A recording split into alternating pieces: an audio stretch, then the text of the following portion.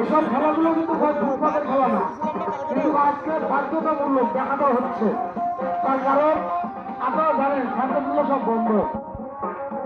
কি অবস্থা এদের এই শিল্পী এইসব খেলাধুলা শিখে আজকে যখন বেকারত্ব জীবন কাটাচ্ছে, ফুটপাতে বিভিন্ন জায়গায় রাস্তাঘাটে খেলাধুলা কাটাচ্ছে। আসেন নিচে আমাদের বিভিন্ন জায়গা আছে।